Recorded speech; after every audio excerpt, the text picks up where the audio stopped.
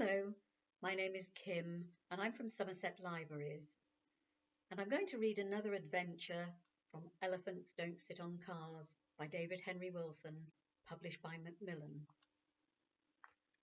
Jeremy James feeds an elephant. It was one of those bright blue sky birdsong days when Mummy suddenly realised that fresh air was good for you, and the family hadn't been out for days, weeks and months. "Let's go to the zoo," she said. Jeremy James smiled. "What, today?" said Daddy. Jeremy James frowned. "Yes, today," said Mummy. "We could do with some fresh air, and anyway, we haven't been out for days, weeks, months." "But it's Saturday," said Daddy. "I know," said Mummy. "Well, place'll be crowded, and I suppose there's a football match on the television," said Mummy. "Well, yes, as it happens, there is. But..." And so Mummy, Daddy and Jeremy James went to the zoo. Mummy and Daddy behaved quite well when they went to the zoo, probably because they liked it as much as Jeremy James. The only trouble was they liked all different things. Daddy would settle in front of the lion's cage and start talking about noble beasts in captivity, and they would have to drag him away, or he would stay there until sleeping time. Mummy was fascinated by the birds with their bright feathers and would start talking about colourful nature, patterns, grace, and then she would have to be dragged away. But what annoyed Jeremy James most was that both Mummy and Daddy loved the monkeys. And whilst he and Mummy could drag Daddy away from the lions, and he and Daddy could drag Mummy away from the birds, he, all on his own, hadn't got a chance of dragging Mummy and Daddy away from the monkeys. Today, Mummy and Daddy were extra keen on the monkeys. "Look at that!" shrieked Mummy as an ugly creature with a sore bottom jumped onto a rubber tyre and grinned. "They're a scream," said Daddy. But they weren't a scream at all. The fact was that they didn't do anything Jeremy James couldn't do just as well. But when the monkeys did it, Mummy and Daddy laughed and thought it was wonderful. And when Jeremy James did it, he simply got told off. Only that very morning he had done a magnificent leap from the sofa onto Daddy's armchair, not to mention braving a raging river 1,000 feet below, and had merely been dryly told not to jump on the furniture. Not a laugh, not a clap, just don't jump on the furniture. And when he swung from an apple tree, did they gaze at him with love and admiration in their eyes? No. Either they didn't watch him at all, or if they did, they simply shouted, "Mind the apples, Jeremy James," or "If you tear your trousers, you'll see what you get." And as for bananas, that was the unfairest cheat of all. They gave bananas to the monkeys just to see how they peeled them. And when the monkeys peeled their bananas, Mummy and Daddy would grin at each other and say how clever the monkeys were. But if Jeremy James asked for a banana, which he could peel 100 times quicker than any old monkey, they'd say, "Wait till tea time." And that was that. Mummy and Daddy had got stuck in front of the monkeys. They would be there all day, and that was a fact. Jeremy James couldn't see the joke or the point. So Jeremy James waited till one of the monkeys was being particularly clever, beating his chest and showing his teeth, which was apparently a marvellous trick that had all the grown-ups roaring with laughter. And he slipped away into the crowd and off in the direction of the elephant house. Elephants, after all, were the biggest animal, and they were easily the most interesting. Elephants could do things that Jeremy James couldn't do at all, like squirting water over themselves, picking up buns with their noses, and squashing cars. Elephants were really talented, not like monkeys. There were a lot of people at the Elephant House, which wasn't a house at all, but just a great big sort of playground with rails around it, with a ditch on the other side of the rails. The elephants could just about reach the rail with their trunks and sniff up the buns and things that people were giving them. Daddy never let Jeremy James feed the animals because he said there were notices everywhere with "Don't feed the animals" on them. But Daddy was the only one who ever saw the notices, and it was obvious that even if there were notices, the animals couldn't have written them, so that was unfair.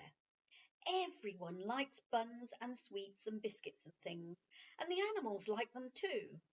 So Daddy was probably being mean. In his pocket, Jeremy James had 2 slices of bread. He'd smuggled them out of the house. They weren't ordinary bread. They were bread with currants in, the sort of bread elephants dream about. And he'd bought them just for the elephants.